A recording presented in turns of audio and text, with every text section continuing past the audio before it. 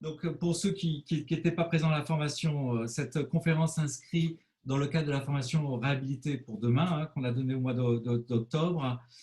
On devrait dire transformer pour demain, et ça, je laisserai Patrick développer précisément le pourquoi, le sens des mots qui est très important. Et c'est en montant ce programme de formation que j'ai rencontré l'agence Patrick Rubin au travers d'un article qui est paru dans Le Monde l'année dernière. Cet article, je vous l'ai envoyé, vous pouviez le télécharger, hein. C'est sur la réhabilitation du 58 rue de la Mosella à Paris. Et à partir de ce moment-là, quand j'ai lu cet article, j'ai trouvé le travail de l'agence Canal très intéressant. Et c'est là où j'ai commencé à établir des contacts euh, et à inscrire dans ce programme de formation, hein, toute une partie sur la transformation des situations construites et des constructions réversibles. Parce que je fais beaucoup de réhabilitation et là, il m'a semblé important d'appréhender les notions qui sont développées par cette agence. Alors, pour présenter l'agence, hein, rapidement, donc Patrick Rubin est diplômé de l'école de Camando, hein, en 74 et architecte depuis 93. Il a créé l'atelier d'architecture Canal en 82 avec son frère Daniel Rubin et Anne Lebotte. Alors, la particularité de l'agence, hein, ces 20 dernières années, toujours orientée vers la commande publique, Patrick Rubin poursuit avec Anne Lebotte la démarche spécifique de transformation et d'addition d'architecture dans le cadre de programmes culturels, comme la construction de la médiathèque de Fontenoy-Rose, qui était l'un de ses premiers projets, hein, je suppose, et extension au château Sainte-Barbe, les nouveaux accueils du public au château de Chambord, la reconversion de l'ancien hôpital Saint-Lazare à Paris, la transformation d'un immeuble de bureau en 350 logements jeunes et sans hébergement à Paris. Aujourd'hui, la construction neuve représente plus de la moitié des projets développés par l'agence. Logements sociaux à Rennes, résidences étudiantes à Aix-en-Provence, logements familiaux et pour jeunes actifs à Bordeaux. Donc cette double culture qui associe rénovation et construction, design et architecture, détail et structure, a fondé une expertise singulière des systèmes constructifs, de leur potentiel et de leurs limites. Donc ça sera développé par Patrick un peu plus tard. Donc, il y a aussi une grande singularité de l'agence qui est très appréciable, c'est qu'ils font de la recherche et de la publication. Et donc, Patrick nous en parlera, notamment 3 ouvrages, Transformation des situations construites, que vous pourrez soit télécharger sur le site ou acheter, s'il est encore disponible. Construire réversible, pareil, il sera téléchargeable ou vous pourrez le commander à l'agence. Logement jeune aussi, n'est-il qu'un produit? Mais il y a encore beaucoup d'autres publications. Prix distinction quand même, allez, on va les nommer. 2019, geste d'argent, transformation d'un immeuble patrimonial de bureaux en logement. Donc c'est le projet dont je vous parlais, 58 rue de la Mozzaia, voilà, qui a été fait par Claude Parent et André Remond. Voilà. 2018, encore geste d'argent pour la construction de la médiathèque François Mitterrand, Plateau des Capucins à Brest. 2018, nomination au prix de la transformation de bureaux en logement. 2018, lauréat de l'AMI, permis d'innover. L'AMI, c'est l'appel à manifestation d'intérêt. Ministère de la cohésion des territoires, construction réversible. 2018, Archidesign Club Award, construction de la médiathèque François Mitterrand, Plateau des Capucins, Brest. Et enfin 89, prix de la première œuvre, le moniteur, construction de la médiathèque Jean-Pierre Melville. Ensuite, Patrick, je vais pas pouvoir aller, il y a beaucoup de choses, il en parlera. J'ai reçu tout un document avec sur la thématique réversible transfo, avec toute une liste de mots et de définitions qui sont propres à l'agence, comme télescopage, mutation, modèle, vulnérabilité, agilité, réversibilité et transformation, transformer, diagnostic. Et je veux m'arrêter sur le diagnostic parce que c'est quelque chose qui est vital et ce qu'a écrit Patrick Rubin sur le diagnostic. Ne plus jamais détruire est une déclaration optimiste, désormais relayée par le message politique. Mettons à profit cet élan pour amplifier les périodes de diagnostics architecturaux en amont des décisions opérationnelles. Élément de mission déconsidéré depuis trop longtemps par une procédure datée des marchés publics. Cette phase d'analyse, décisive pour l'avenir d'un patrimoine, doit, en priorité, orienter la pertinence du programme à venir. Contrarier l'énergie d'une construction par une reconversion forcée, c'est l'échec annoncé. Les investigations historiques et techniques sur un site existant sont fondatrices du futur de l'intervention et font heureusement obstacle aux gestes architectural démonstratifs. Principalement légiférés entre 77 et 85, destinés à renforcer l'ingénierie et l'essor des constructions neuves, les textes de loi qui définissent rémunération et délai d'études accordés à l'élément de mission DIAG se révèlent, 50 ans plus tard, déphasés sur les priorités d'action et en retard par rapport à l'éveil écologique. Voilà. Là, je vais laisser la parole donc, du coup, à Patrick. À peu près 45 minutes de présentation, ensuite 45 minutes de questions-réponses. Voilà, et puis on fera une petite conclusion. Je pense que la plupart on vous enverra des attestations, évidemment, de participation à la conférence, vous savez, pour vos heures de formation. Je parle pour les architectes. Voilà, Patrick, pour cette petite introduction. Vous m'entendez là, hein? Et je... Tu nous repartages. Vous m'entendez? Oui. Oui. Bien. Bon, heureux d'être avec vous. Tout ça, ça n'est que du bon et de l'engagement de notre part.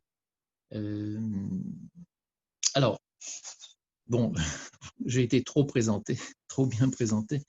Le Canal s'est beaucoup préoccupé au départ de réhabilitation de bâtiments, alors que les amis architectes de ma génération étaient beaucoup plus portés sur soit des projets privés, soit des ZAC. Enfin, c'est les années 80, 90 ils ont beaucoup manifesté d'intérêt pour les constructions neuves. Et nous, Canal Architecture, nous étions partis sans vraiment le souhaiter d'ailleurs, mais par le hasard des premières commandes ou concours sur des bâtiments réhabilités. Et on s'est toujours interrogé sur le fait qu'il y aurait des silos, habitations, bureaux, commerces, et on se rendait compte quand je recroisais des amis d'école que certains pouvaient me dire moi je suis dans le résidentiel, moi je suis dans le bureau, et croisant également des entreprises ou des promoteurs, on s'est encore plus rendu compte, et c'est assez récent hein, quand même, ça date d'après-guerre, on s'est rendu compte que cette culture du silo, elle avait fait son chemin et que la réflexion était toujours distincte entre toutes les activités. Et puis un autre sujet, c'est que les modes constructifs, puisque nous étions, souvent appelés pour voir des bâtiments, les ausculter, les diagnostiquer, puis après les traiter si c'était possible. On a beaucoup appris des modes constructifs en observant les bâtiments parce que tout était là. C'est un peu comme au judo, là, pour faire tomber son adversaire, ou du moins pour essayer de l'apprivoiser, il faut connaître sa structure, et il est certain que lorsque nous arrivions à... Oui, on s'est rendu compte que tout ce qui était raisonnement structurel, et lorsque nous arrivions sur un bâtiment, la première chose que nous cherchions, c'était à capter la question constructive. C'était souvent des beaux volumes, hein, puisque on a travaillé sur, par exemple, la médiathèque de Brest, c'était un ancien arsenal, ou la chocolaterie Poulain, qui est devenue une école du paysage, ou des silos à grains à Chaumont. C'était vraiment des destinations qui variaient une fois qu'on avait un projet à développer. Et tout l'intérêt, c'était de comprendre les éléments structurels du bâtiment qui allait accueillir une nouvelle fonction. Il est certain, puisqu'il y a beaucoup d'architectes autour des écrans, je ne sais pas, vous pouvez me démentir, hein, mais que l'enseignement de l'architecture en France, il n'est pas très tourné sur les questions structurelles. Et il est aussi certain que quand on fonctionne avec un maître d'ouvrage qui souhaite construire par exemple du logement, il va très vite débarquer, on va dire, la question de la structure et de l'architecture sur l'entreprise, ça c'est dans le privé, qu'il aura choisi. C'est-à-dire que si jamais il y a un maçon bancheur, eh bien ce maçon, il ne vous fera pas des poteaux-poutres. Et donc la décision, elle est, je ne généralise pas, hein, mais elle est souvent dans la main du maître d'ouvrage ou de l'entreprise. Et nous, plutôt nourris d'une réflexion constructive sur les bâtiments que nous avons connus, bien entendu, nous avons essayé de comprendre comment on pouvait construire. Comment on pouvait construire. Maintenant, je vais vous parler de déconstruire plutôt, de transformer des bâtiments. Alors, transformer des bâtiments, c'est un recueil de plusieurs points de vue, avis, perspectives qui ont été recueillis en interrogeant des gens comme vous, hein, évidemment des architectes, des ingénieurs, des maîtres d'ouvrage, mais aussi des politiques, des écrivains, des avocats, je crois qu'il n'y avait pas de docteur là, des habitants, pour réfléchir comment allait se situer notre avenir vis-à-vis, là je parle de transformation, hein, vis-à-vis du manque de foncier, de la rareté des terres, des bâtiments que l'on ne regardait pas depuis trop longtemps. Je ne vous parle pas des beaux bâtiments comme l'Arsenal de Brest, hein, qui sont des monuments, des cathédrales industrielles. Je vous parle de bâtiments ordinaires. Et en, en réfléchissant au mode d'approche que l'on pouvait avoir sur ces bâtiments délaissés, mais qui ont la valeur d'être déjà là, et pour éviter de détruire, je ne le dirai pas à 100%, hein, mais éviter de détruire pour reconstruire. Enfin, ce qui est marqué sur cette slide, c'est la boucle infernale. Et le mot qui est apparu, c'était réparation. Réparation, c'est pas réhabilitation, c'est pas rénovation, c'est réparation. Et pourquoi on est parti sur cette enquête? Parce que ce livre, c'est surtout une investigation, une enquête et surtout un tribut collégial. Parce que tout le monde, j'en suis certain, on le partage ça ensemble, nous regardons le bâti existant. Dans le même temps, la crise venant, on s'est rendu compte depuis plusieurs années qu'il y avait un certain nombre, je ne sais pas comment c'est à Montpellier, mais de bureaux grandissants qui restaient obsolètes, qui n'étaient plus possible de louer. Mais pourquoi ces bâtiments restaient inoccupés aussi longtemps? On l'a compris. Enfin, tout à l'heure, quand on en parlera, je vous donnerai des précisions si vous le souhaitez. Enfin, vous le savez peut-être d'ailleurs, un actif de bureau est plus intéressant qu'un actif de logement.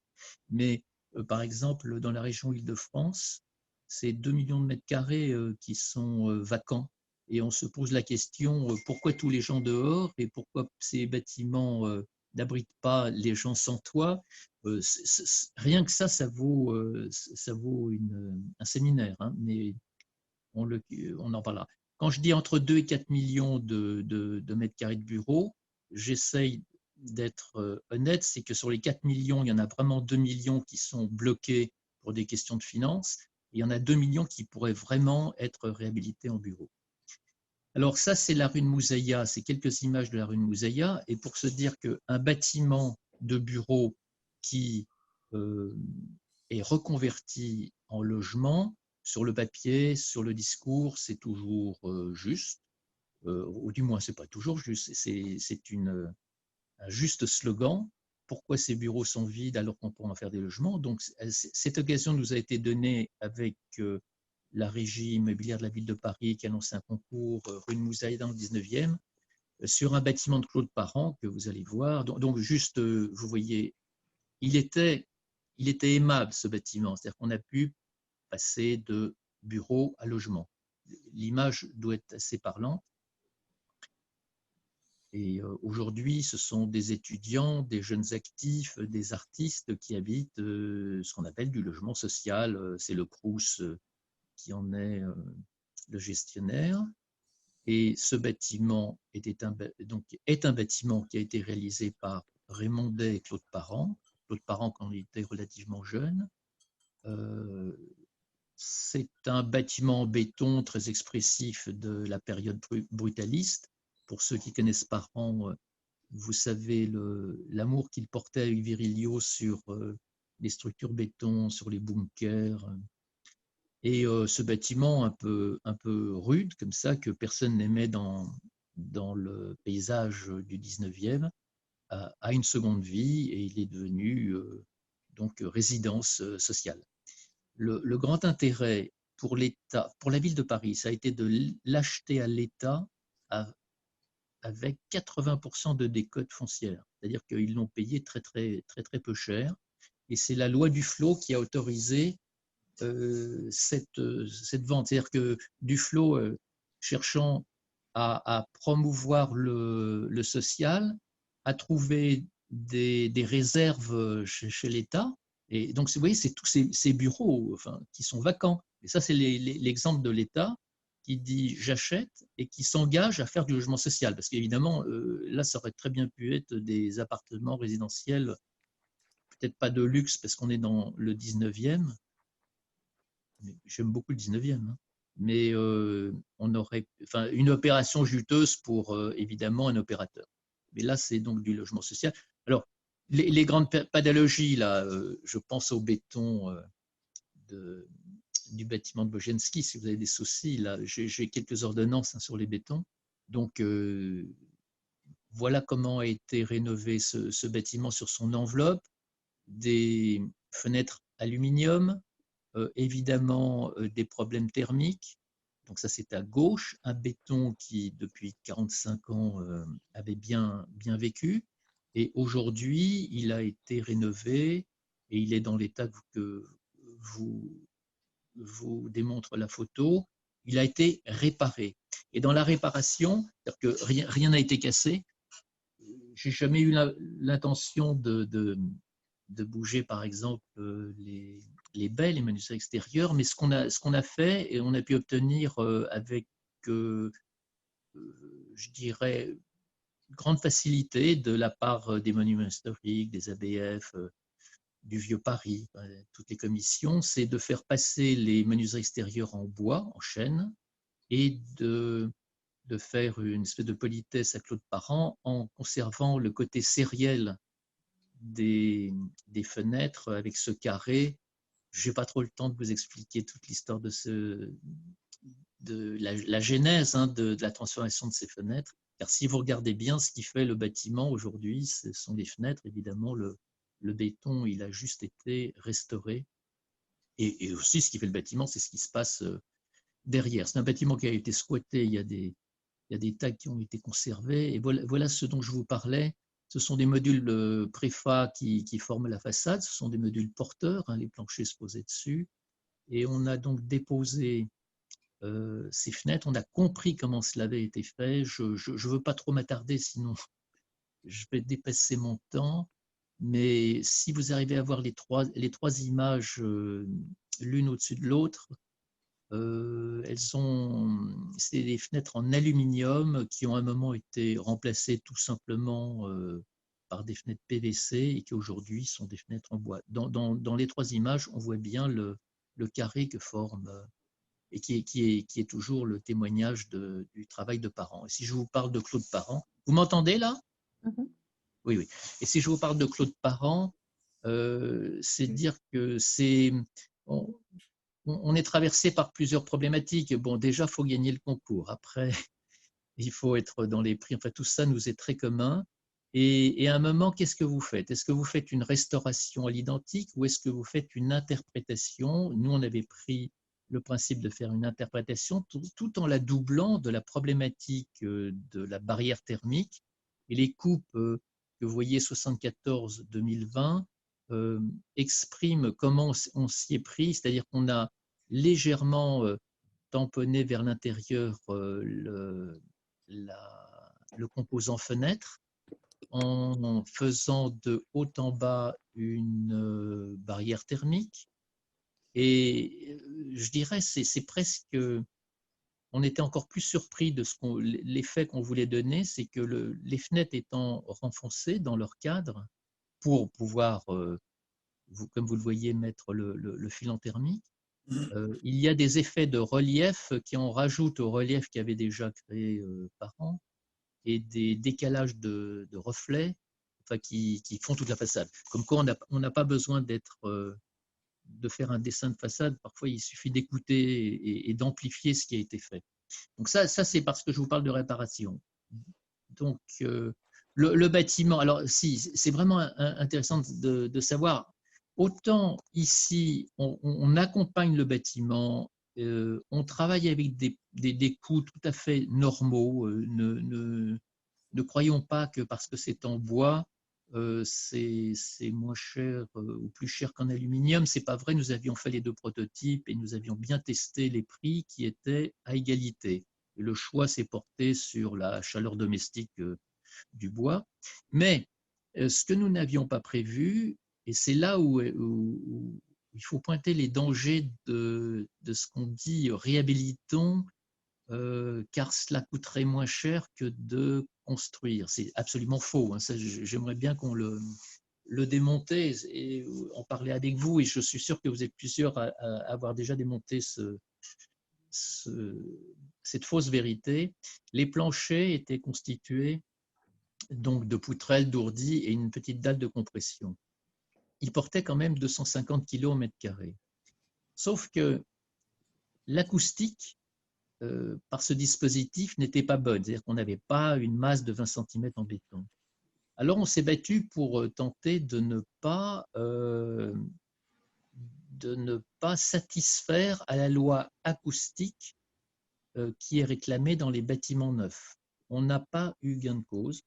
Donc il a fallu que l'on pose sur 10 000 m² une chape de 7 cm de béton allégé pour arriver à faire la masse, non seulement sur les planchers, mais également sur les escaliers. Donc le labeur que ça représente, alors que l'on dit qu'un bâtiment, il ne faut plus le détruire, vous allez voir où je veux en venir, hein, car je dis aussi qu'il faut détruire le moins possible de bâtiments. Mais entre les discours, disons, politiques, les discours d'opportunité et la réalité de ce que nous faisons tous sur le terrain, il faut savoir faire la part des choses. Et nous, ce qu'on essaye de dire, c'est pour ça que le mot réparation me paraît plus juste que réhabilitation lourde, c'est dire que puisque c'était destiné à une population jeune qui passe 9 mois par année, qui est souvent en déplacement, étant... Est-ce que vous voyez là? Oui. Ah ben c'est bien. Donc je vais, comme on a traîné un peu sur ces planchers, je vais aller vite, mais ce bâtiment a coûté 2 000 € au mètre carré, donc je vous en fais voir quelques images aujourd'hui. Il fonctionne bien, hein. Enfin, on a tenu les prix, les délais, les étudiants sont plutôt heureux, les jeunes travailleurs aussi. Le bâtiment a été amélioré, on a creusé un patio un peu plus important, on a mis de la lumière dans les sous-sols. Vous voyez, les 3 derniers niveaux de sous-sol étaient destinés aux voitures. Comme à Paris, nous n'avons plus de voitures. Nous n'aurons plus de voitures. Ça devient un lieu formidable pour faire des Fab Labs, évidemment, à venir. Voilà l'état de la terrasse. Et voilà où je voulais en venir. Vous voyez, ce que nous avons fait, nous, en 1974, c'était des bureaux, donc on a fait une première transformation en 2020 pour en faire des logements. Vous les voyez, c'est assez classique. Le plan était très intelligent, fait par des architectes des années 70, extrêmement bien formés, qui connaissaient les escaliers Chambord, qui ont mis très peu pour ce grand volume de circulation intérieure. Enfin, tout marchait plutôt bien. Évidemment, pas de refend, sinon des voiles en partie centrale pour faire la bande technique.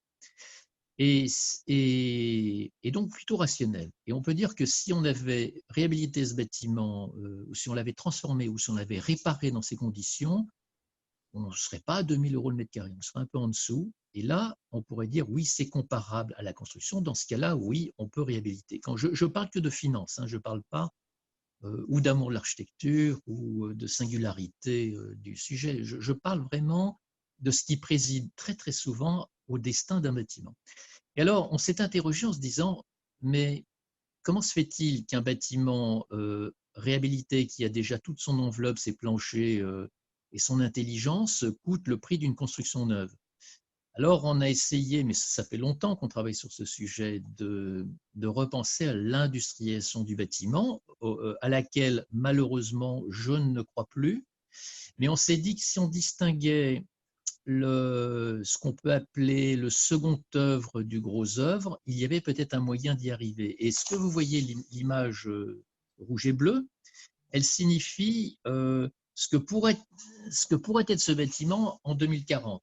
Et les chiffres qui sont annoncés en bas, c'est dire que, comme on a souvent l'habitude d'apprécier un bâtiment sur un prix unique au mètre carré, on s'est dit qu'après tout, on pouvait distinguer deux types de prix. Le prix de la surface balayable courante qui n'a pas besoin d'être hyper finie, ce n'est pas un souci à mon avis pour les générations montantes. Et puis on est plutôt dans la frugalité. Et les blocs rouges devenant, eux, de ce qu'on appelle des pods, c'est-à-dire des pièces industrialisées, hyper bien faites. Ce n'est pas le container aménagé, mais on n'est pas loin de ça. Il faudrait trouver une rationalité des volumes et on est à peu près certain qu'en faisant ceci, on arriverait à un prix, on l'a vérifié, on l'a testé avec des industriels qui serait beaucoup plus raisonnable. Je vous parle beaucoup d'argent là.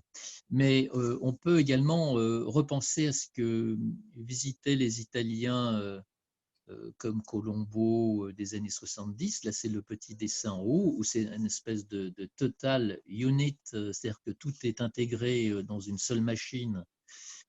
C'est un peu un manifeste, hein, ou les travaux d'archigramme, et c'est un travail sur les composants. Donc, c'est-à-dire, c'est plutôt un regard d'architecte, designer, et c'est vrai que Thierry le rappelait, moi j'ai une double formation et j'ai toujours été sensible à l'objet et j'ai toujours essayé de distinguer l'objet de la coque. Et ça, vous n'y arrivez pas parce que quand vous êtes, vous voyez, sur le plan de 2020, quand vous avez affaire à une entreprise, disons générale, hein, là c'est Vinci, sa culture, elle est dans le placo, dans les faux plafonds, dans tous les ustensiles de la construction neuve. Et quand on arrive sur des sujets de construction revisités, ils sortent les mêmes armes. D'ailleurs, quand je dis ils sortent les mêmes armes, ils suivent nos descriptifs qui sont déjà armés comme ils le souhaitent, parce que la culture du maître d'ouvrage, la culture générale, la culture un peu totalitaire, elle est de faire de la réhabilitation et de la construction avec les mêmes outils. Or, on pense que ce n'est pas juste, et je connais des jeunes startups qui travaillent sur, par exemple, des murs textiles acoustiques, lumineux, qui un jour remplaceront certainement le plâtre. Mais ça, je laisse quelques questions à venir sur ces sujets si certains sont en désaccord avec ce que je peux dire. Ce qu'on a beaucoup appris, nous, je vous disais, dans les structures des bâtiments, c'était les modes constructifs et on en a déterminé un certain nombre, façades porteuses, coffrage tunnel, les fameux chemins de grue qui reconstruisaient la France dans les années 50 et qui ont, on va dire, habitué ou mis à l'unisson de grandes entreprises qui ont investi dans des banches, qui ont formé du personnel, qui ont formé des ferrailleurs, des coffreurs, et on s'est peu posé de questions sur le devenir de ces bâtiments dans l'avenir. Le système poteau-poutre et le plan libre étant très souvent ce que les architectes préfèrent, c'est-à-dire de pouvoir à tout moment pouvoir intervenir sur une surface en étant juste encombré comme dans une forêt de troncs d'arbres mais en étant sûr de pouvoir à tout moment trouver la souplesse d'aménagement. Donc, on est toujours parti là-dessus. Et c'est vrai que j'ai mis les containers également parce que je n'ai pas une grande affection forcément sur les containers parce que justement, ça n'est pas le plan libre. C'est-à-dire que le container a une intelligence de superposition, mais il est à chaque fois autonome. Donc, vous déterminez un espace. Pour le faire varier, c'est plus complexe. L'arrivée.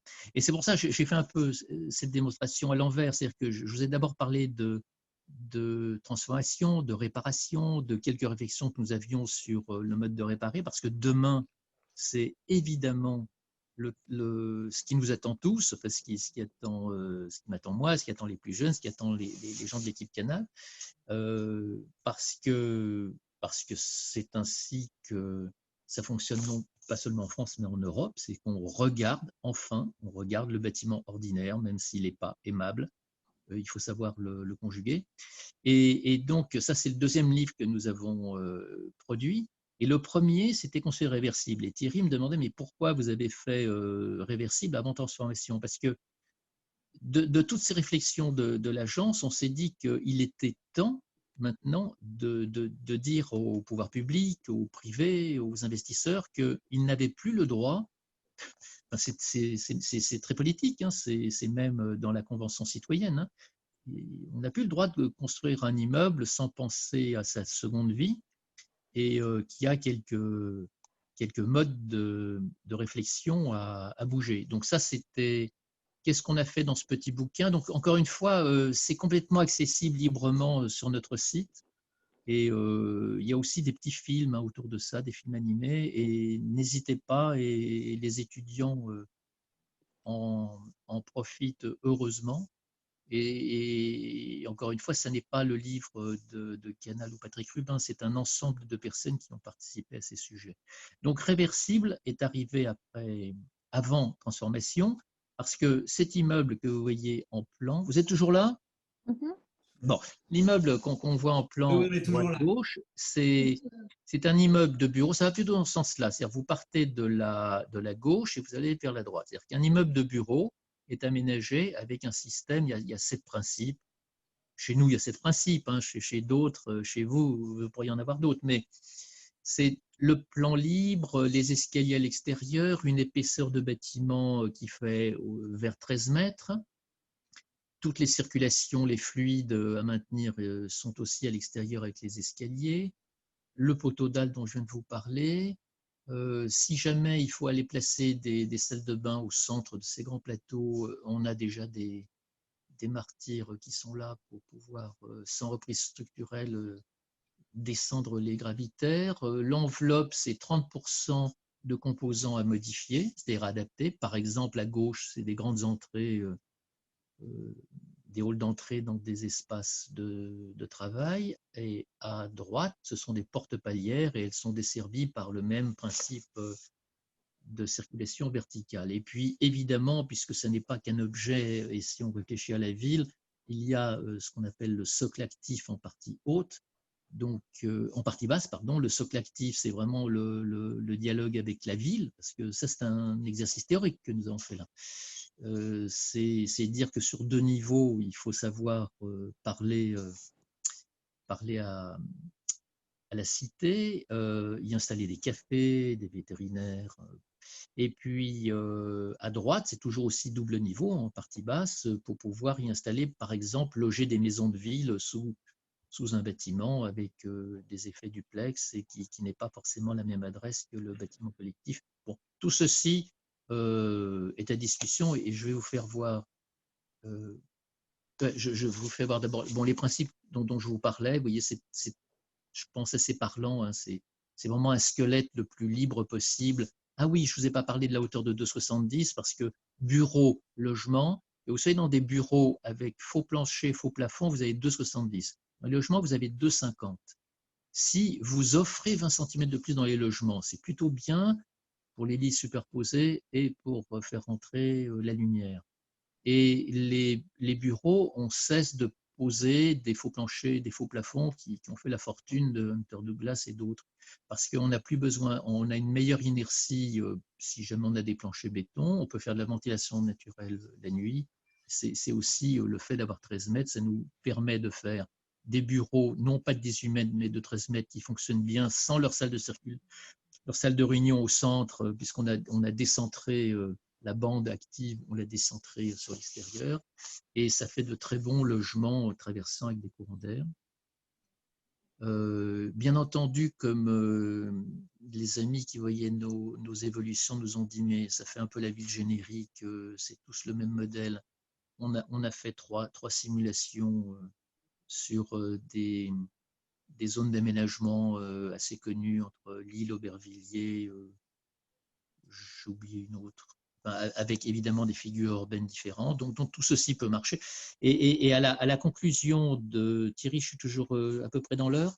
J'ai bientôt fini. Hein. La conclusion. Oui, tout à fait, Patrick. Oui, oui, de toute façon, on vous écoute là. Ouais. Alors, non, mais moi, je veux aussi vous écouter.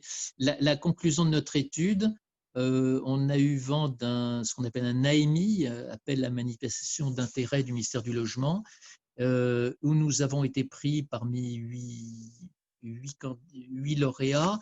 Certains s'occupaient des eaux grises, d'autres s'occupaient de la sécurité incendie, d'autres s'occupaient de réintégrer des éléments de béton dans des mortiers. Enfin, chacun avait son intérêt. C'était vraiment des gens qui étaient en recherche, comme vous l'êtes peut-être, certainement, on l'est tous. Et nous, on a proposé réversible. Et c'est intéressant parce que c'est un processus qui a mis au point. C'était déjà sous Hollande. Je ne sais pas si vous vous souvenez, mais Hollande nous promettait de nettoyer les normes. Après, quand le gouvernement Macron est arrivé, il y avait le ministre de Normandie qui a promis de déchirer une feuille sur deux du code de la construction. Enfin, tout ceci a donné quand même de bonnes. Il y a toujours du bon et du moins bon, mais au moins sur ce sujet, ça nous a permis d'obtenir sans concours, je dis bien sans concours, c'est trop rare, deux terrains sur lesquels on peut réaliser des démonstrateurs de ce que je vous ai présenté auparavant, c'est-à-dire des bâtiments réversibles.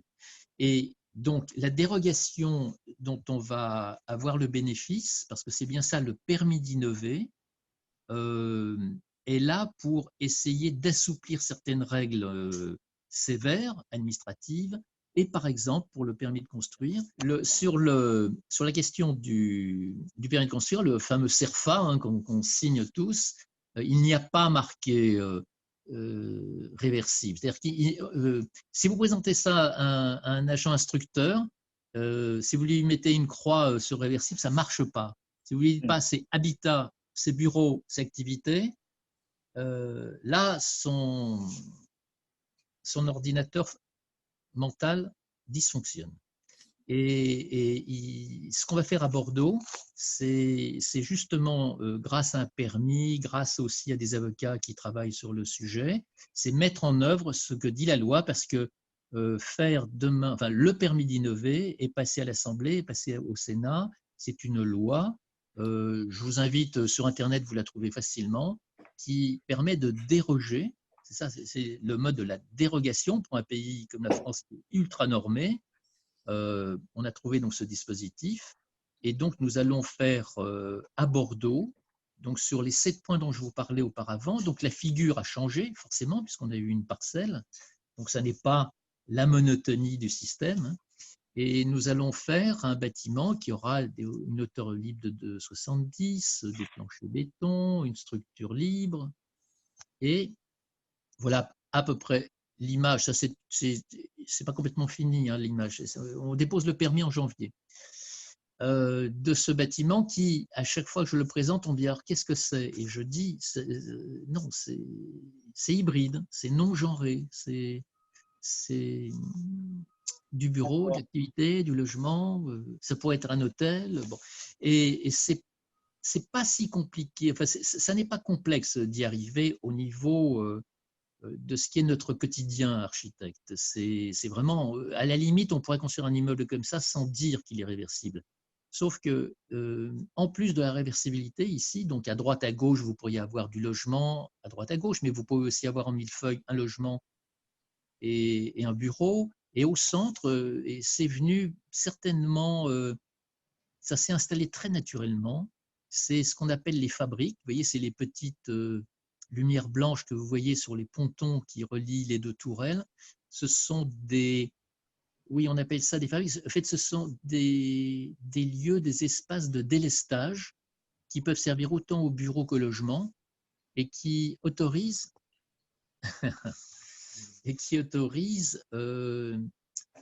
par exemple, vous voyez, aujourd'hui, on est tous devant nos écrans. Vous sortez de chez vous, vous faites du télétravail, ou s'il y a une assoce, je ne sais pas, Calanque vient faire ses formations dans une petite bulle, et il y aura un statut au centre qui sera vraiment, ça c'est la flexibilité qui est de l'addition aux lieux qui sont à droite, à gauche, et qui sont encore une fois du logement, du bureau, de l'activité. Il pourrait y avoir des artisans, à condition que ce ne soit pas trop bruyant. Et c'est un immeuble donc, qui est complètement dans ce qu'on appelle la mixité et qui, sur son socle bas, reçoit un jardin d'enfants. Donc ça c'est vraiment une pièce urbaine qu'on a évidemment beaucoup travaillé avec Euratlantique. Euratlantique, c'est ce qu'on appelle un OIN, donc on est à Bordeaux, organisation d'intérêt national, c'est le bras armé de l'État, et c'est bien pour ça qu'on nous a proposé de faire ce projet en nous mariant avec Elitis. Peut-être certains connaissent Elitis, qu'on ne connaissait pas, qui était un bureau d'études très, très pointu sur l'environnemental et qui commence à développer, il se développe en tant qu'opérateur, en tant que promoteur, et il a envie de construire des bâtiments très qualitatifs. Donc on est groupé pour faire ce bâtiment et qui va développer 4500 mètres carrés et avoir environ une cinquantaine de logements, ou, vous voyez, je dis logements, ou bureaux, ou activités. Alors, sur le plan, voilà ce que ça peut donner. Donc, c'est toujours la même figure. Ce qui est bleu, ce sont les espaces de bureaux. Ce qui est orange ou rouille, ce sont les logements. Et ce qui est important, et pour passer de l'un à l'autre, on bénéficie d'un bloc fluide, c'est ce qui est en bleu ciel, bleu clair, qui permet de greffer à tout moment des salles de bain quand on est en multi-logement, ou tout simplement un bloc sanitaire pour des bureaux. Les bureaux peuvent être évidemment cloisonnés ou décloisonnés, et on n'a même pas besoin de percer les dalles, heureusement, pour descendre les gravitaires. Donc on va retrouver les principes dont je vous parlais, et au centre, les fabriques qui font la liaison.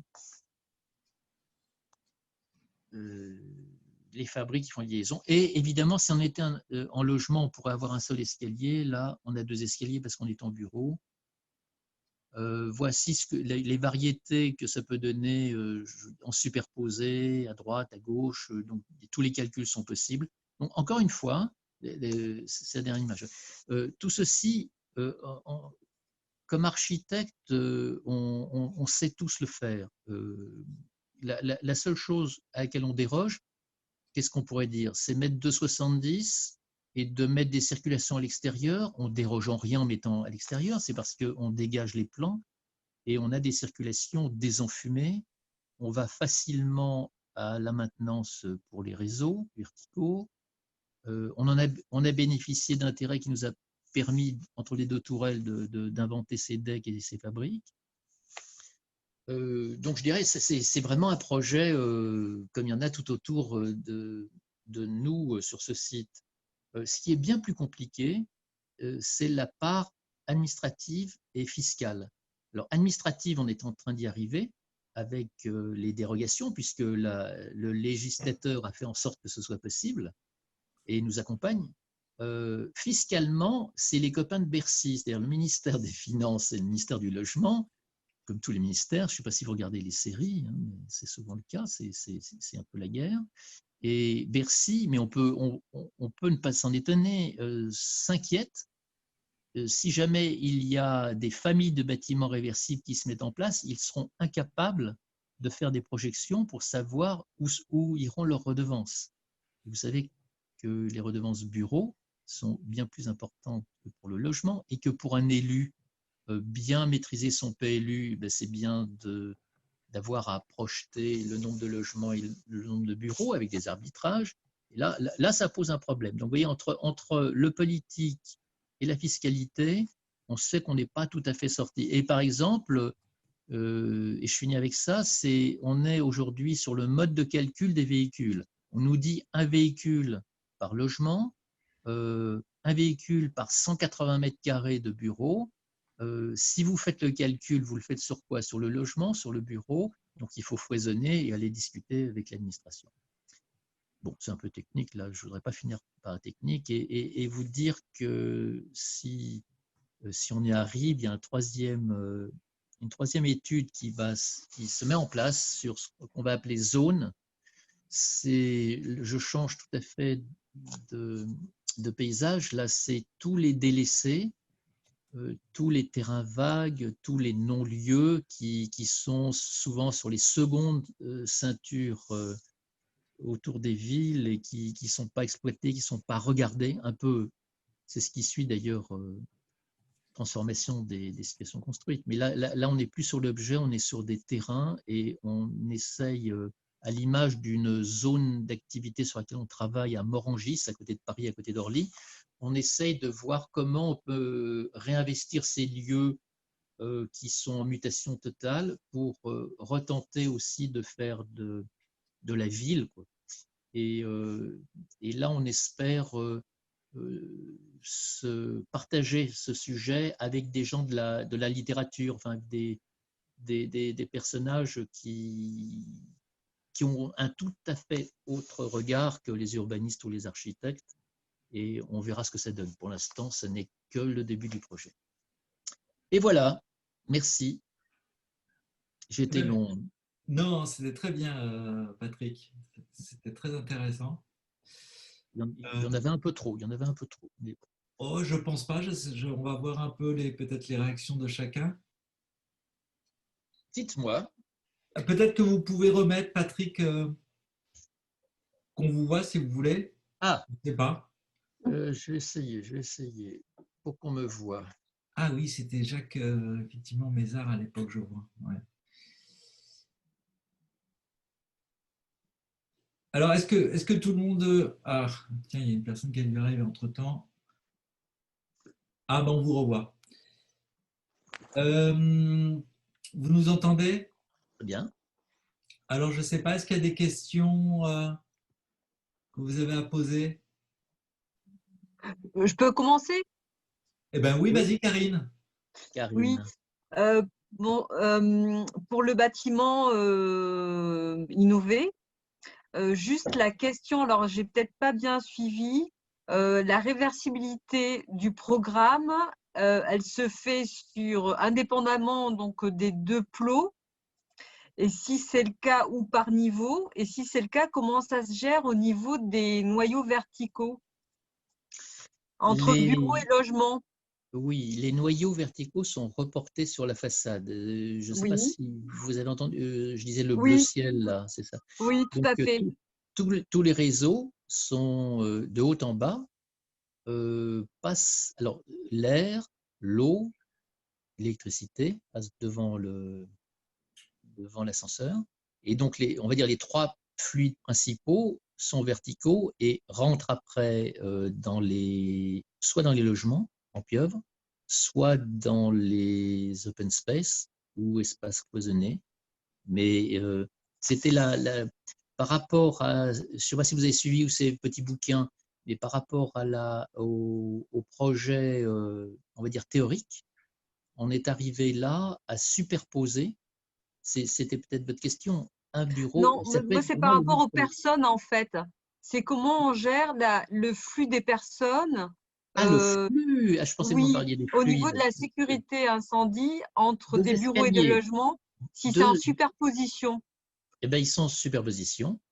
Vous On a, avez un coupe-feu, tout est en coupe-feu. Vous avez deux escaliers de 3 UP, de part et d'autre d'accord. sur le ponton. Les vitres s'arrêtent à 1 mètre du sol. Enfin, vous connaissez, hein, Ouais. enfin, on est tout à fait dans le cadre réglementaire et Moi, j'ai habité, quand j'étais môme, à tous les étages. Alors, il y avait pas la loi de 73, mais à tous les étages, vous aviez des activités très différentes. Donc, ce qu'on essaye de remettre en place, c'est bien ce fait-là, c'est que vous puissiez avoir un atelier d'architecture, qu'il y ait un artisan, qu'il y ait 2 habitants, enfin 2 familles, et tout ceci est superposé. Sur le principe de la sécurité, je peux vous confirmer, d'autant plus qu'on passe au permis maintenant, qu'on va être filtré 2 fois plus que les projets, c'est dire, et qu'on a bien préparé le terrain sur ça. D'accord. Donc, un même noyau peut desservir à la fois du bureau et du logement? Oui, oui, oui, parce D'accord. que, et n'oubliez pas que le noyau, ça serait beaucoup plus compliqué s'il n'était pas à l'air libre. Parce que là, on aurait des problèmes de désenfumage. Et à chaque fois qu'on s'est penché, mais si vous avez le temps de télécharger le petit bouquin, on s'est vraiment. La première chose qu'on a regardée, c'était Mhm. la conjonction des règlements de sécurité. Ben oui. Hein, les issues, qui ne sont pas les mêmes, bureau, logement, les cul-de-sac, le désenfumage, le fait qu'on vienne vous chercher, les pompiers viennent vous chercher à la grande échelle quand il y a le feu chez vous, et que quand vous êtes dans des bureaux, vous faites l'exercice normalement tous les 6 mois pour descendre dans les grandes colonnes. Oui, tout est en contradiction. Et ce qu'on a essayé de faire, et on l'a fait, c'est de mettre en conjugaison les deux principes extrêmement distincts. On pense y être arrivé. Et même, vous D'accord. pourriez aussi me poser la question, si vous avez du bureau, il va falloir tenir une dalle à 250 kg, alors que si vous avez du logement, c'est 150. Alors, on a opté pour 250, c'est-à-dire qu'on la ferraille un peu plus. Ouais. D'accord. Donc à chaque fois, c'est le plus contraignant qui. À chaque fois, c'est le plus contraignant. Mais étonnamment, c'est sur le prix, on est équivalent. On est équivalent parce que on a juste à ferrailler un peu plus les planchers. Alors là, on est parti en plancher béton, hein, pour des questions de ventilation naturelle, d'inertie. En plus, ils sont apparents. Et on ne l'a pas encore essayé sur une construction bois. On est en train de faire une construction bois à Brest, mais elle est mixte, et on en fait une totale, mais pas en réversible. Enfin, si, ça pourrait tout à fait être réversible, à Metz pour un EHPAD. En quoi on pourrait faire réversible un EHPAD? Je ne sais pas. Une colonie de vacances, je ne sais En pas. crèche ou en maternité. Le retour. Mais oui, pardon, le plancher bois, ce serait beaucoup plus épais. On aurait au bois, une vraie plancher caisson au bois, c'est 40 cm, donc on n'est pas bon parce qu'à chaque fois, comme on a déjà 20 cm de plus, si on est en plancher bois, donc on arriverait vite à une altitude quand on est soumis à des altitudes impératives, donc on ne l'a pas fait. Mais voilà, pour le coup, enfin, si je vous réponds un peu à l'avance, pour le coup, on est dans des coûts tout à fait équivalents à la construction d'aujourd'hui. Et si jamais il y a quelques surcoûts, ils sont rattrapés par le fait qu'on ait nos circulations à l'extérieur. Et si les circulations extérieures, à Montpellier, ce n'est pas tellement un sujet, à Bordeaux non plus, mais si jamais on était à Lille, s'il y a un peu de vent et un peu de froid, on est capable de mettre, toujours en le laissant désenfumer, autour de l'escalier extérieur, de mettre des boucliers protecteurs. J'ai une question sur les dalles poteaux-poutres. Enfin, Oui. c'est poteaux-poutres? C'est poutres ou alors c'est des planchers champignons? C'est plancher champignon, c'est poteau dalle. Ah oui. C'est poteau dalle, c'est ce qu'avait inventé Maillard au début du siècle, qui n'a pas été très retenu en France et qui est parti aux États-Unis. Mais toutes les usines qu'on voit il y a énormément d'usines qui ont été fabriquées avec des poteaux champignons. Et l'intérêt du poteau champignon, c'est qu'il n'y a pas de retombée de poutre. Et parce qu'il n'y a pas de retombée de poutre, tous les fluides passaient sous les plafonds en direct. Enfin, vous connaissez certainement. Et aujourd'hui, ceux qui font, il y a des maisons comme Rector, des industriels comme Rector, qui fabriquent, qui sont lancés sur enfin, qui ont toujours fait de l'industrialisation, hein, et qui ont repris le ferraillage champignon. Oui, donc vous avez des dalles très épaisses, quoi. 22. Non, non, 22. 22, on porte sur jusqu'à 7 mètres, on peut porter, 6-7 mètres. Donc c'est pour ça qu'on a juste un rang de colonnes sur ce bâtiment. On aurait un bâtiment qui serait sur une parcelle beaucoup plus importante, on se reposerait des questions. Vous avez des entraves de 7 mètres, poteau. Ouais, ouais. Alors, il y a un système qui a développé Vinci, mais qui est le poteau dalle, hein, qui s'appelle Habitat Colonne. C'est 3 par 6. Et pourquoi 3 par 6? Parce que c'est pour, on a fait ça avec construire des résidences étudiantes, enfin des résidences, quoi. 3 fois 6 égale 18, c'est la taille d'un logement, d'un micro-logement. Et on a fait, à Montpellier, on en a fait une. Chez vous, on en a fait une sur le campus, j'oublie son nom, je ne devrais pas. On en a fait une à Aix. Et ces principes de poteau dalle ne sont pas très utilisés, peu utilisés en France. Et je crois que je vous en ai parlé au départ. Hein, c'est parce que c'est là. Quand on prend le train entre Montpellier et Paris et inversement, on voit souvent des champs remplis de matériel de construction, principalement des bancs. Et imaginez comment les grands groupes industriels pourraient soudainement virer immédiatement au poteau dalle. Ils laisseraient partir leurs banches, ils les mettraient sur des cargos qui iraient en Inde se faire recycler comme les vieux frigos. C'est un vrai problème. C'est intéressant parce que quand on a fait notre bouquin, on a évidemment échangé avec des économistes. Oui, ce raisonnement de l'architecte qui dit mais il faut plutôt faire du poteau dalle et non pas du refend, il a toutes les conséquences économiques qui suivent. Donc c'est une filière à remonter, ça va être très très long. Et quand je vous ai fait voir le petit sigle réversible, je ne suis pas certain que je verrai ce CERFA. Les plus jeunes le verront peut-être. Mais à la fois, c'est un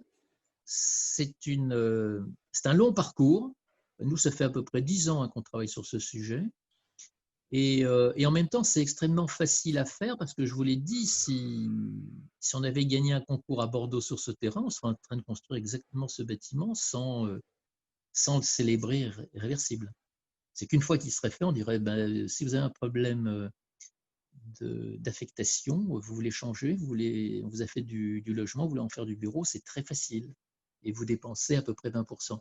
Aussi, ce que je voulais vous dire tout à l'heure sur l'immeuble de Mouzaïa, quand je vous disais que ça coûte 2000 € au mètre carré, enfin c'est son prix, et je disais qu'il faut absolument que ces bâtiments aient des coûts plus bas. C'est bien, je perds mon fil là. Pourquoi je vous dis ça? Je l'ai perdu, ça reviendra. Posez-moi une question. La réhabilitation, ça coûte plus cher. Oui, c'est ça, la réhabilitation, ça coûte plus cher. Et pas quand on a commencé. On a, pour ceux qui sont parisiens, qui sont passés à Paris, je ne sais pas si vous connaissez l'immeuble de Libération. Ils sont restés 30 ans dans un garage avec une rampe et ça a très très bien fonctionné. Enfin, c'était un lieu qui abritait des voitures, qui abritait des gens plus tard. Je me souviens, le budget, c'était rien, c'était en francs. Enfin, on était très bien servi par un bâtiment qui était intelligent pour des voitures et ça marchait pour l'informatique.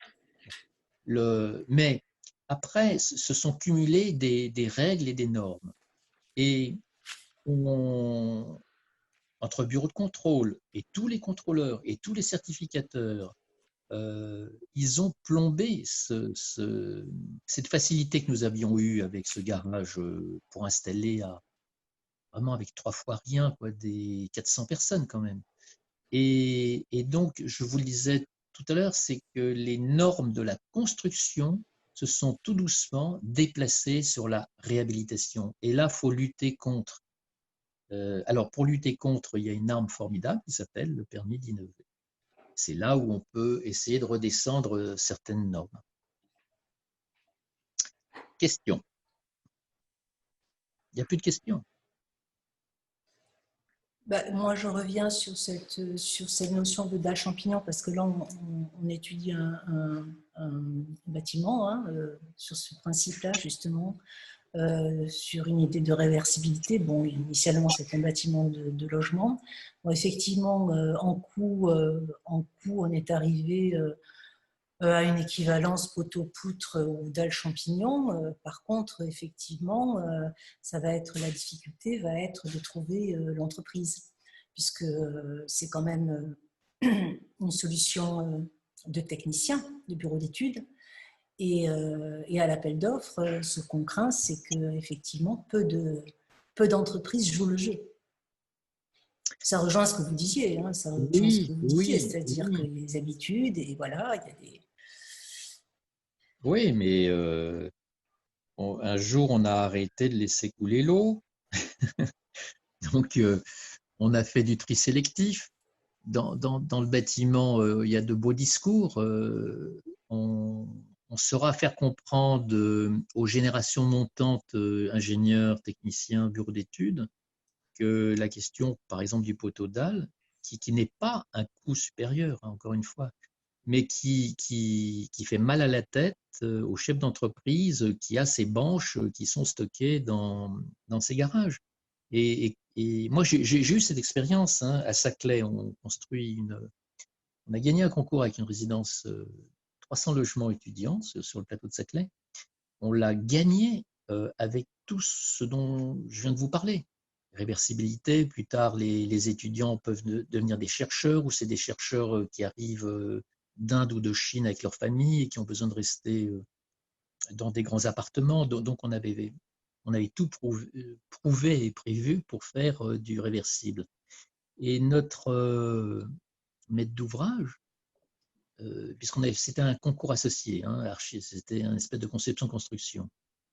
Il n'a pas fait l'effort de trouver un entrepreneur, un gros œuvre, qui était capable de faire, peut-être c'est votre cas, hein, qui était capable de faire du poteau-poutre. Donc, on a fini par négocier, on a eu un refend sur 2. Et on peut dire que ce bâtiment, enfin, il a plein d'autres qualités, mais il n'est pas complètement réversible. Et je me souviens, comme on était très, très remontés, enfin, on s'est battu, vous imaginez bien, ça a été la guerre. Et c'est quoi l'histoire? C'est que l'entrepreneur, il ne savait pas, c'est tout. Voilà. Donc, mais tenez le coup et puis vraiment regardez Rector.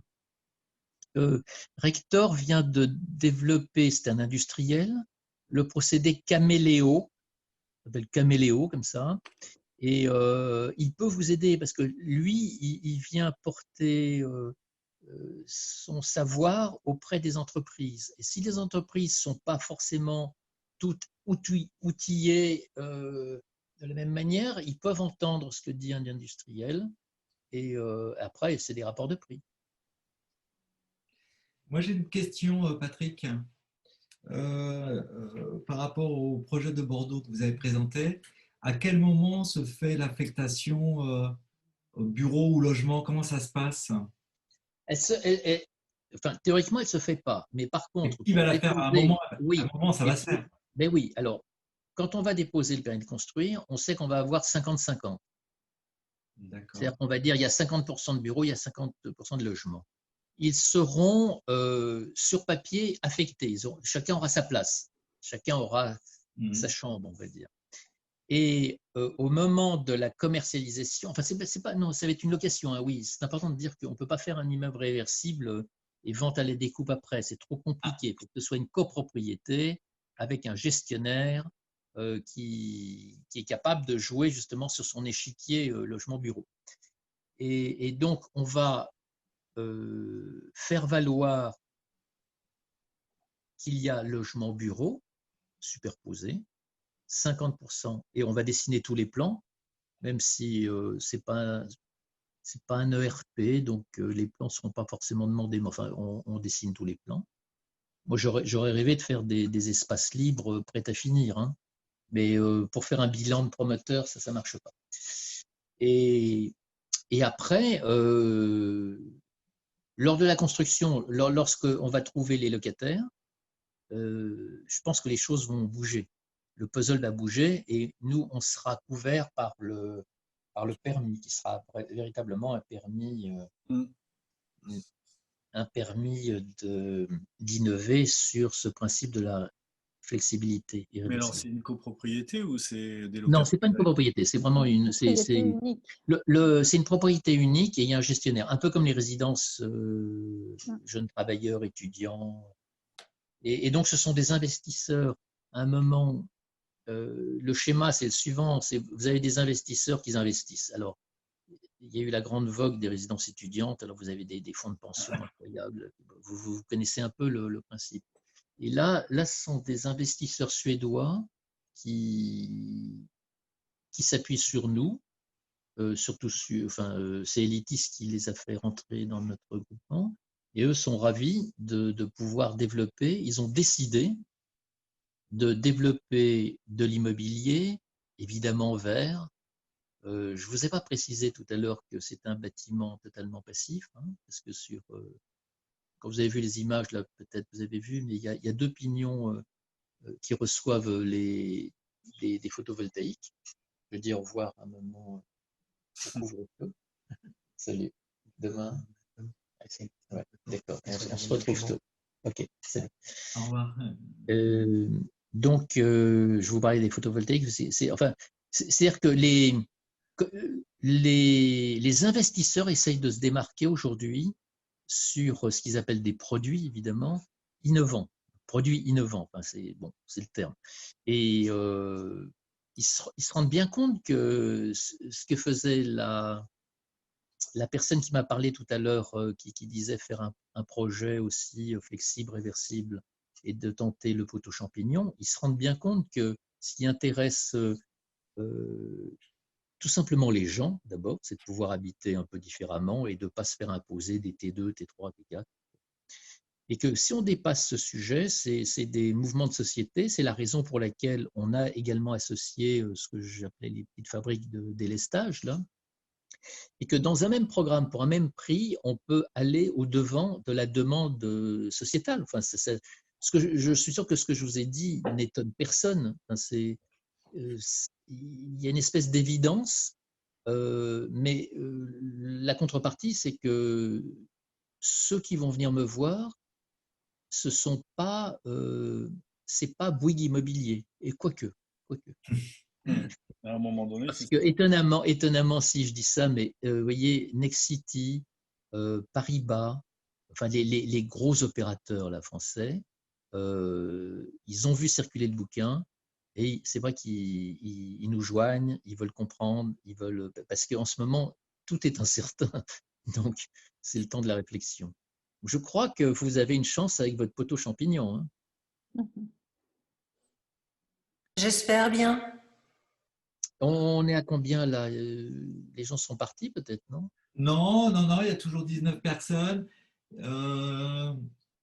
Alors, il y a une question de Sabrina qui demande si ça pourrait fonctionner pour de l'habitat participatif. Ben, Ben oui. bah oui. Oui. Je ne sais pas si vous avez eu ça à Montpellier, enfin si vous êtes tous de Montpellier, mais à Paris, il y avait sur les immeubles dans les années 60, 70 encore, on voyait des plaques bleues où il y avait marqué eau et gaz à tous les étages. Ça vous Oui, parle ça? oui, tout à fait. C'est-à-dire qu'on était. C'est une chanson de Gainsbourg. Comment? Oui, c'est une chanson de Gainsbourg, c'est vrai. Et on se sentait obligé de dire des choses qui aujourd'hui sont entrées dans notre commun. Évidemment qu'on a l'eau, évidemment qu'on a le gaz, enfin, presque tout le monde. Enfin, le gaz, Donc plus pour longtemps. Ouais. oui, aussi. Mais enfin, ça voulait dire, c'était preuve de modernité, Ouais. preuve de progrès, de confort, d'attention aux citoyens. Eh bien, ces plaques ont disparu parce que c'est devenu tellement évident qu'il y ait de l'eau à tous les étages. Et je pense, j'espère, que demain, et donc ça n'a rien de révolutionnaire, qu'on sera capable de se donner quelques éléments qui sont peut-être à peu près les nôtres ou qui seront encore différents, pour construire des immeubles moins épais, pour respecter 2,70 ou 2,80, pour faire des courants d'air, pour faire des traversants, pour ne plus jamais avoir un logement au nord, pour remettre non pas des logements mais des commerces au rez-de-chaussée, enfin des choses de très bon sens. Et donc c'est pour ça que je dis à un moment, à la fois je dis on n'est pas obligé de le dire qu'on fait le réversible, Et je dis que naturellement, les bâtiments vont être construits comme ils étaient construits il y a bien longtemps, puisque là d'où je vous parle, c'était des ateliers, nous c'est nos bureaux. En face dans la cour, il y avait des écuries, c'est devenu une galerie. La loge de la concierge, on n'aurait jamais dû perdre, mais est devenue une salle de réunion. Enfin, on sait bien que tous les lieux ont plusieurs vies, sauf ce qui a été construit des années 50 jusqu'aujourd'hui. Et mal construit. Et mal construit. J'ai un copain qui s'appelle Bruno Fortier, je ne sais pas si certains le connaissent. Oui, tout à fait. Oui. Qui dit, écoute Patrick, réversible, rêve pas. Tu n'auras même pas le temps de le construire. Tu n'auras jamais le temps de le faire. Qu'il ait une deuxième vie, on le construit tellement mal. Il tombera tout seul. Bon. Non, mais encore une fois, pour moi, c'est une évidence. Enfin, c'est demain, dans les écoles d'architecture, j'espère aujourd'hui déjà, cette question de mobilité du programme, elle est essentielle, quoi. Cette parole doit être diffusée à tout le monde.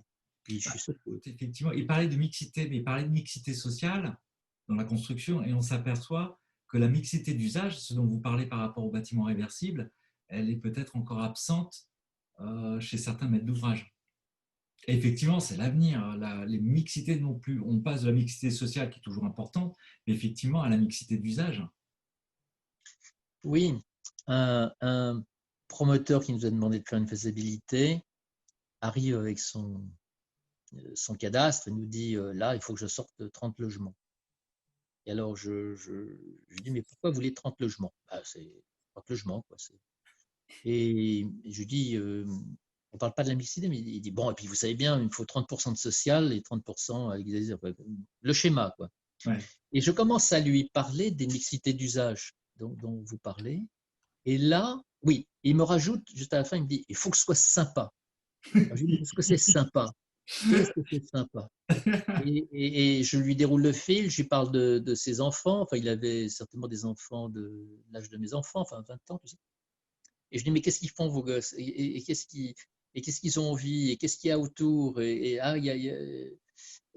Donc je commence à lui parler de notre société, des usages, de ce qui est en train de muter. Et il a compris assez rapidement, enfin, en disant, écoutez, oui, je comprends ce que vous voulez dire sur la polyvalence de ce que pourrait rendre mes mètres carrés. Faites juste attention à respecter une chab qui fasse que mon affaire ne soit pas bouleversée. Et il était certain, parce qu'évidemment, comme toujours, il n'est pas propriétaire de son lieu, il essaie de trouver le meilleur format, mais il était certain qu'il pourrait parler aux élus, avec une nouvelle attitude en parlant justement de mixité d'usage. Et que cette mixité d'usage, elle répondrait aux attentes du quartier et de la population. C'est dans le 20e arrondissement. Oui, bien sûr, mixité d'usage. Ouais, mais justement, ce qui est intéressant, c'est de parler de flexibilité, réversibilité, mixité, sachant que, à mon avis, dans le pire de tout ce qu'on a pu construire, c'était l'idée de la polyvalence des années 80 qui a été catastrophique parce que c'était des lieux dont on était censé pouvoir tout faire et où en fait on ne faisait rien du tout et qui en plus étaient de construction particulièrement médiocre, quoi. Donc, il me semble que cette idée de polyvalence, elle a dû poursuivre son chemin jusqu'à arriver maintenant à l'idée de la flexibilité, de la réversibilité avec de la mixité, qui semble vraiment une idée un peu plus intéressante. Oui, la polyvalence des années 70, oui. On s'est fait 80, beaucoup de liberté. Oui, ouais. 80. Mais moi, j'ai jamais... Oui, vous savez, livrer en blanc, enfin quand je vous disais tout à l'heure, je rêverais de livrer en blanc des espaces pour que les gens se les aménagent. Je dis ça, mais je sais que ce n'est pas très raisonnable parce que ceux qu'on appelle les gens, sauf s'ils sont un peu dans nos univers, ils sont hyper formatés et ils ont besoin, par exemple, d'une salle de bain. Cette salle de bain va faire 6 mètres carrés ou 8. Et quand vous leur posez la question, mais combien de temps passez-vous dans une pièce d'eau? ils vont vous répondre moins d'1 heure. Et s'il y a des enfants, on peut même aller jusqu'à 2 heures. Et sur 24 heures, vous avez 22 heures où la salle de bain dort.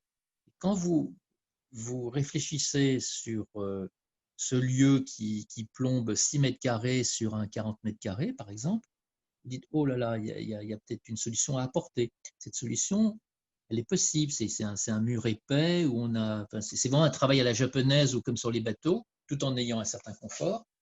Eh bien, vous voyez, la polyvalence, je crois que ce qui a été une erreur, c'est de laisser les gens faire tout seuls. Et on ne peut pas abandonner notre savoir. Il faut les guider, il faut faire travailler des designers. Le pire qui soit arrivé au logement, c'est la perte de la cuisine. Parce que la cuisine, c'est un lieu tellement essentiel que ce qui s'est passé là aussi, on l'a tous compris, pour vendre un appartement. Il y a un mot pour ça qu'a utilisé le banquier. Vous êtes solvable, vous prenez 10 mètres carrés de trop, donc essayez de trouver un appartement plus petit. Et ben pour ne pas perdre la position, l'appartement il va être plus petit, le chiffre va être plus bas et on va perdre la cuisine. Et la cuisine devient, vous savez, ce qu'on appelle la cuisine américaine. C'est ce que c'est. On a tous une cuisine américaine. Et la cuisine américaine n'a rien d'américain. Car si vous regardez les séries, vous remarquerez toujours que les cuisines américaines sont grandes. Ça fait 50 mètres carrés. C'est là où le couple se dispute en général et les enfants font du basket. Et c'est un faux semblant, cette histoire de kitchenette mise au fond du séjour sans aération. Enfin bon. Et toutes ces questions sur revisiter l'intérieur des lieux, des logements, elle est peu abordée par les architectes. Elle est peu abordée par les architectes parce que dans les écoles d'architecture, que ce soit chez vous ou j'enseignais à Marne, la question du design, elle est absente. La question de l'intérieur de l'architecture, elle est peu présente. Et en général, les étudiants venaient me demander toujours c'est combien un T2, c'est combien un T3. Et ils avaient fini par comprendre que le T3 était la matrice la plus juste. Parce qu'on leur disait, mais souvent je leur disais, mais réfléchis, pourquoi tu veux faire un T2, un T3, un T4 ? En fait, tu veux faire vivre des gens. Alors que déjà, la lumière, le rapport à la fenêtre, et trop souvent, et ça c'est aussi toute une génération d'architectes enseignants, une partie d'une génération d'architectes qui a privilégié la forme urbaine, on ne peut pas forcément le reprocher, et puis la façade, les matériaux, les façades héroïques des années 80, c'est à la suite de la polyvalence, on en a vu beaucoup défiler. Or, le sujet, il est plutôt sur l'intérieur, il n'est vraiment pas sur la façade. Qu'est-ce qu'il y a de plus beau que vos alignements de pierre à Montpellier, quoi ? Et ce que ce soit des bâtiments génériques qui se suivent avec le soleil là, qui se couche sur les pierres, qu'est-ce que vous voulez demander de mieux ? Derrière, après tout, c'est la vie privée de chacun.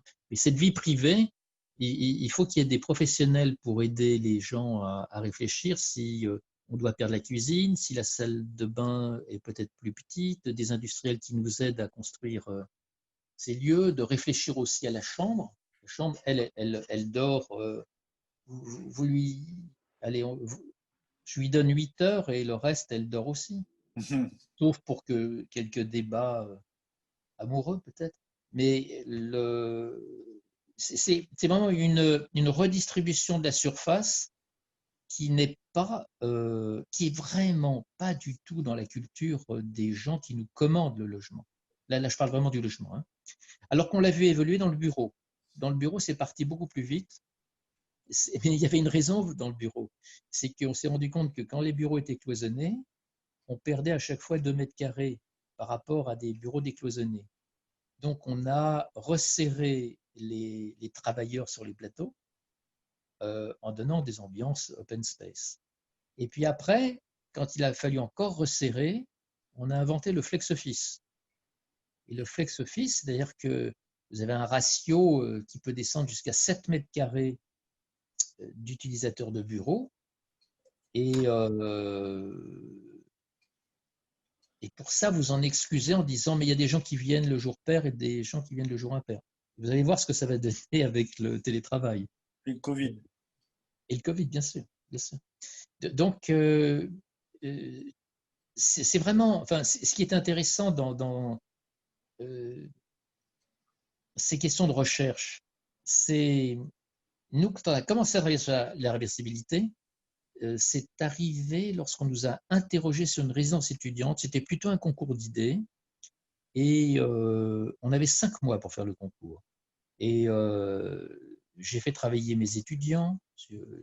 J'ai un master qui s'appelait Habitat Énergie. J'ai fait travailler des gens de l'agence. On a fait une espèce de grande réflexion, ce qui arrive trop rarement. Mais en tout cas, si, depuis, on a tenu ça, pour dire, mais qu'est-ce que ça veut dire une résidence étudiante? Et pourquoi c'est à 18 mètres carrés? Et pourquoi ça s'appelle un logement? Ce n'est pas une pièce, c'est un logement. Et on a découvert le code civil, on a redécouvert le code de l'habitation. Une habitation, il faut qu'il y ait une fenêtre, il faut qu'il y ait une kitchen, il faut qu'il y ait une salle de bain sur 18 mètres carrés. Et comme c'était à l'époque, heureusement ça a sauté depuis, où tous les logements étudiants devaient être PMR, vous vous en souvenez?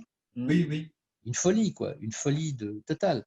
La pièce d'eau, elle était plus grande que la sphère privée qui servait à l'étudiant pour dormir et manger.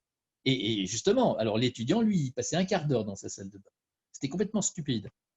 Et c'est à partir de là, on s'est dit 2 choses. On s'est dit, pourquoi les logements étudiants ne sont pas groupés en colocation, ou au moins 1 sur 2, ou au moins, si chacun veut sa salle de bain pour des questions d'hygiène, on sort une cuisine collective pour 5 étudiants. Donc, on a fait aussi plein de jeux de géométrie comme ça, qui ont bougé, évidemment, les abats qui nous étaient réclamés. Ça, c'est la première chose. On a compris que le 18 mètres carrés, c'était, je ne sais pas si vous savez ce que c'est que la vente debout, mais vous pouvez très bien aller voir votre banquier et acheter une résidence, je dis souvent à Montpellier d'ailleurs, mais à Paris, pas une résidence, un logement, vous pouvez en acheter 3, c'est un produit fiscal qui vous permet de déduire de vos impôts sur 15 ans et qui vous rembourse complètement l'achat de la résidence. Vous êtes juste obligé de la laisser pendant 15 ans pour que des étudiants puissent se loger. Donc, le 18 mètres carrés, ce n'est pas du tout une question ergonomique, une question d'architecture ou une question d'usage, c'est une question fiscale. Parce qu'il a été décidé que c'était la région Île-de-France, à un moment, à dénombrer 18 mètres carrés pour faire un logement. Et si jamais vous sortez la kitchenette, ça n'est plus un logement. Si vous sortez la salle de bain, ça n'est plus un logement. Si vous privez de fenêtres, ça n'est plus un logement. Et donc, tous ces impératifs sont hyper dressés autour de nos maîtres d'ouvrage. Donc, c'est pour ça. Et puis, oui, et je finis avec ça. Et puis, à la fin de notre étude, on s'est dit, mais pourquoi fait-on des résidences pour des étudiants alors qu'on pourrait les faire pour des sportifs, pour des malades, pour des papis. Et c'est là où on a décidé de se dire qu'il ne fallait pas affecter les bâtiments à leur programme. Il fallait que ce soit des bâtiments qui soient capables d'absorber toute forme de programmation. Et c'est parti de là, le réversible. Enfin, encore une fois, on n'a rien inventé puisque on avait acquis tout ça des bâtiments que nous avons pu réhabiliter au début de l'aventure Canal. Et on s'est très vite rendu compte que tout bâtiment avait plusieurs vies. D'autres questions? Merci beaucoup pour votre présentation et cette démarche, cette belle démarche. Moi, j'avais une question à vous poser sur le permis d'innover, parce que vous avez apparemment innové sur le permis d'innover. Donc, j'avais compris que pour déposer un permis d'innover, il fallait quand même apporter la preuve de l'équivalence à la réglementation en vigueur Et donc, au final, ça coupe un peu l'herbe sous le pied du permis d'innover, quoi, finalement. Donc, C'est le comment fait, oui. Alors, excusez-moi, Patrick, je vous présente Valérie, C'est qui, qui est Valérie? Valérie Descaux, qui vient de poser la question et qui Mhm. est dans la déconstruction et le réemploi. Voilà. Ah oui. Vous n'allez pas faire une conférence? Non? Oui, oui, Oui, oui, d'accord. formation dans 2 jours. Alors, c'est ce qu'on appelle le fait équivalent. C'est-à-dire que vous dites, écoutez, je ne fais pas comme me le demande le règlement, mais je vous propose autre chose. Par exemple, l'attitude des architectes de sécurité, enfin des instances de sécurité anglo-saxonnes, surtout à Londres, sont tout à fait différentes que les Français. Il faut prouver à fait équivalent qu'on règle le problème du feu. Et si quelqu'un doit s'enfuir, ou s'il y a un refuge handicapé, ou s'il faut parcourir plus que 15 mètres, on prouve que c'est possible parce qu'on a mis tous les dispositifs en place pour le faire. Si vous posez en France la question, on vous dit non, regardez, sur le livre, c'est marqué que ce n'est pas possible. Et si vous dites, mais oui, c'est pas possible, mais regardez, comme il est facile d'aller à cette issue, je n'ai pas d'obstacle. Je peux vous faire 15 mètres avec plein d'obstacles, et donc vous me direz que c'est possible. Donc, enfin, bon, c'est vraiment le. Il y a un mot pour ça. En France, c'est le règlement, et et d'ailleurs, le permis d'innover s'est penché là-dessus, c'est le fait équivalent. Donc, vous devez démontrer. Alors, nous, qu'est-ce qu'on démontre à Bordeaux? On démontre qu'on peut faire du bureau et du logement qui sont des abacs toutes différentes, les hauteurs d'étage. Enfin bon, vous étiez là au début, non? Oui, C'est oui. Valérie, c'est Oui, ça? pardon. Oui, oui, j'étais là au début, oui. Oui, donc enfin, on est capable de réunir des faits contradictoires sur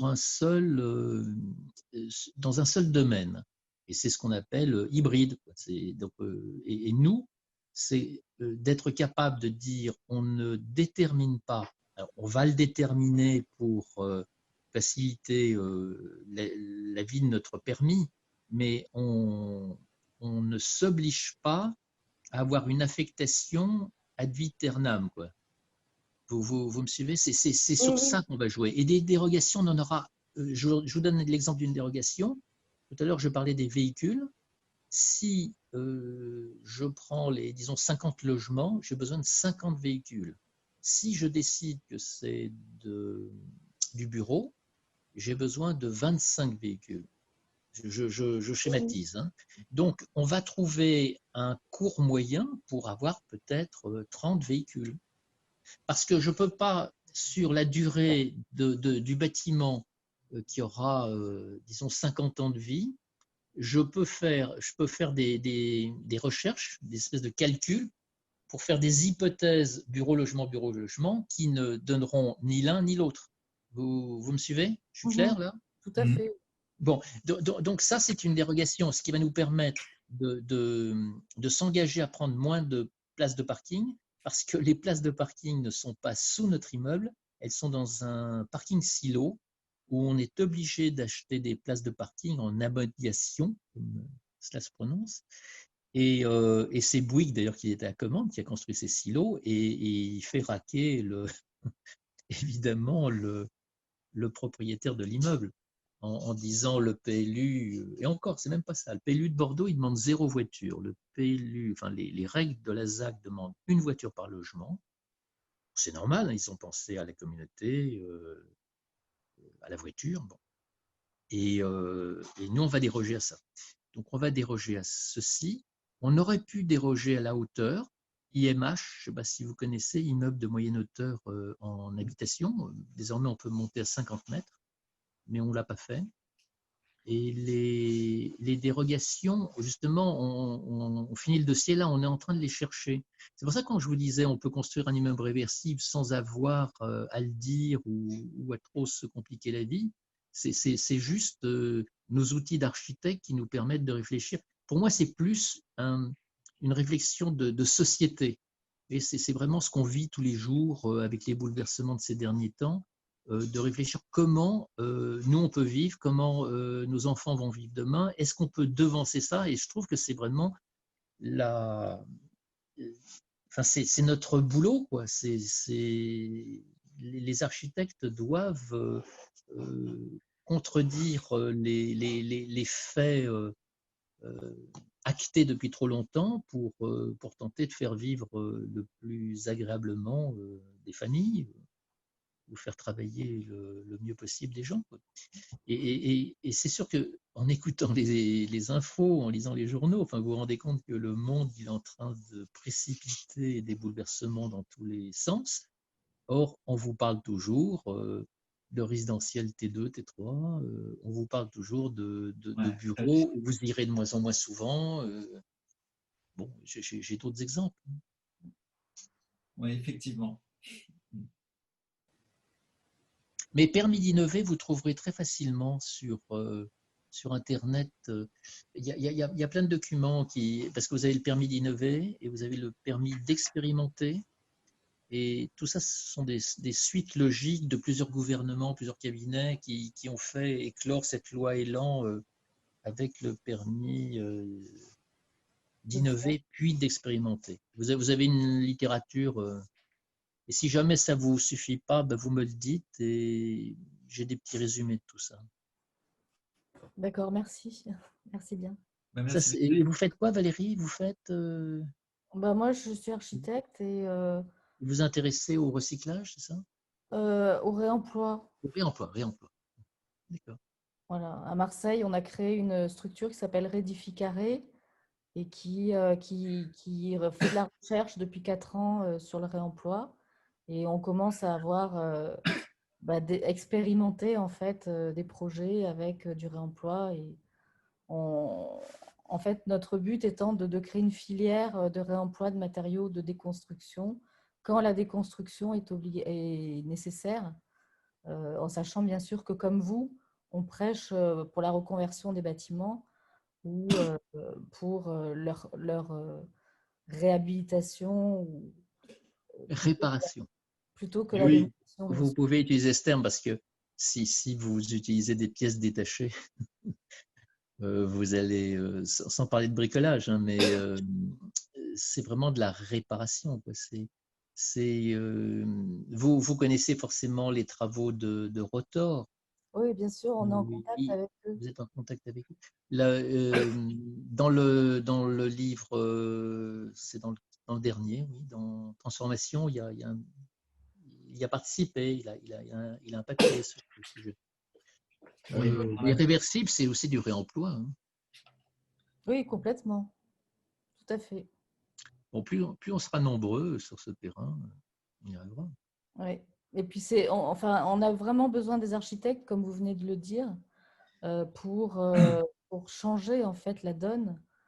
Et parce que je pense que ce sont nos propositions qui font avancer les modes de faire. Et ce n'est pas ni les bureaux d'études, ni les promoteurs. Bon, quelques-uns peuvent être innovants, mais globalement, c'est nous qui avons quand même la formation et la volonté de changer les choses. C'est notre force d'avoir on va dire une culture d'architecte, hein, même si elle est fluctuante, hein, mais ça reste notre force. Et c'est vrai que les puissances de la finance sont très, très, très présentes hein, en quelques années.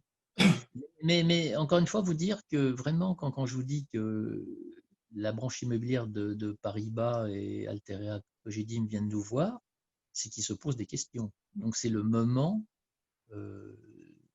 ils sont évidemment opportunistes, hein, mais c'est le moment de diffuser la parole, de laisser des écrits, de faire des démonstrateurs. Bon, on n'est pas encore au bout de l'affaire avec Bordeaux. Enfin, quoique quand même, on dépose le permis, c'est pas rien, parce que tous les filtres qu'il fallait passer avant de déposer le permis. Et quand un bâtiment comme celui-ci sera construit, ce sera un vrai démonstrateur. Et c'est là où, évidemment, je l'imagine déjà construit, mais on fera des visites et on nous dira, mais là, vous n'êtes pas bon, là, c'est pas tout à fait juste, ah oui, mais là, c'est bien. Donc, il faut faire, il faut prouver. il y a pas beaucoup d'architectes qui prennent la parole. C'est Paul Chemetov qui dit souvent ça. Il a construit à Montpellier, Chemetov, non? Oui, oui, oui, oui. Il dit, bon, il y a des tribunes, hein, si, il y a quelques tribunes qui sont parues dans Le Monde cet été, mais il faudrait qu'on soit beaucoup plus nombreux à faire de la recherche. Et dans les agences, enfin, nous, on n'est pas du tout chercheurs, on n'a pas de doctorat. Ce qu'on fait, c'est à compte d'auteur. Hein, on a enlevé le poste de secrétaire pour faire le bouquin. On a perdu un emploi. Mais ça aussi, c'est une question sur l'enseignement de l'architecture. Si les modèles, enfin, c'est pas partout non plus, ce serait trop facile de le dire comme ça, mais s'il y a des modèles, une école d'architecture, en France, c'est très particulier, elle est faite par les architectes, nous. On n'apprend pas à enseigner, c'est la réplique de la rue Bonaparte, quoi, enfin, de l'école des Beaux-Arts. C'est le patron. Et la production de l'enseignant, si jamais sa production, elle est, par exemple, de construire du neuf sur 20 ans, que va-t-il enseigner? Il va enseigner le développement de la ville, ce qui est plutôt pas mal, hein, d'ailleurs. Mais est-ce qu'il va être proche de sa propre culture? Alors, heureusement qu'il y a un foisonnement d'architectes avec leurs différences et leur colère. Mais si vous prenez l'enseignement d'un sujet comme la déconstruction, comme la transformation, ça n'est pas enseigné. C'est-à-dire que tous les jeunes gens et jeunes femmes qui sont formés aujourd'hui, mis à part quelques masters qui existent à Belleville, j'ai repéré aussi à Strasbourg. À Strasbourg, ils sont en train d'en ouvrir un. Voilà, ils en ouvrent un. À Marne-la-Vallée, moi j'ai ouvert, il porte le nom de transformation des situations construites, comme le livre.